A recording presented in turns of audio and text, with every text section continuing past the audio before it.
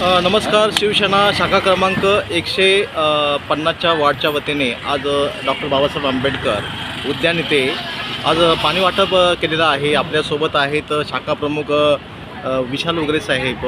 Sir, बाबासाहेबांना काय आवेदन कराल? आपण एक चांगला उपक्रम राबवत आहे. आज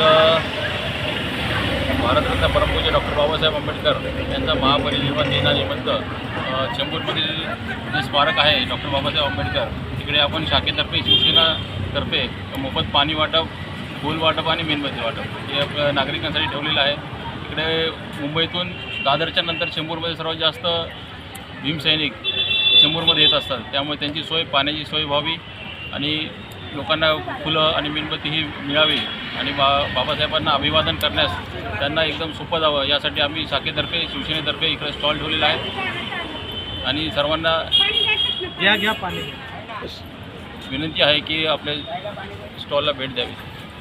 फार बाळासाहेब ठाकरे शिवसेना प्रमुख दिवंगत यांनी शिवशक्ती भीमशक्ती एक प्रयोग आणला होता. आपण त्या प्रयोगाबद्दल काय बोलाल?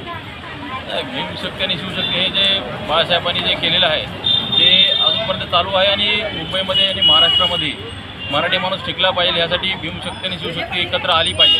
यासाठी बाळासाहेबांनी पुढाकार घेतला आणि आम्ही शिवसैनिक म्हणून आज तोच पुढाकार घेऊन तेच चालू ठेवण्यासाठी आम्ही हा उपक्रम राबवत आहोत. शिवसैनिक हे प्रामाणिकपणे शिवशक्ती भीमशक्तीच्या मागे उभे राहिलेले आहेत आणि कायम आहेत आणि अखंड महाराष्ट्र आणि उद्धव आणि राजसाहेब एकत्र आलेले आहेत. आपलं काय मत आहे? शिवसैनिकांमध्ये कसं वातावरण आहे? शिवसैनिक आणि मनसैनिक हे जे राजसाहेब आणि उद्धवसाहेब जे बंधू आणि पक्ष दोन्ही एकत्र आल्यामुळं मराठी माणसांमध्ये आणि महाराष्ट्रामधील आणि मुंबईमधील सर्व पक्षातील आणि मराठी लोकांना एक खूप मोठा आशेचा किरण मिळाला आहे. जे आता जे गढूळ राजकारण झालेलं आहे त्याच्यातून एक आशेचा किरण पाहिजे होता आणि हे दोन भाऊ आणि ठाकरे फॅमिली एकत्र आल्यामुळं मराठी माणसांना हा आशेचा किरण भेटलेला आहे. असे सांगतायत की हे दोन भाऊ एकत्र आल्यामुळे मराठी माणसांची एकजूट झालेली आहे आणि मुंबई ही महाराष्ट्राची आहे. हे जे शिवसेनेचं बुद्धवाक्य आहे हे उगले साहेबांनी सांगितल्याबद्दल सर, तुम्ही आमच्याशी बोलल्याबद्दल धन्यवाद. पत्रकार माधू पवार, मुंबई.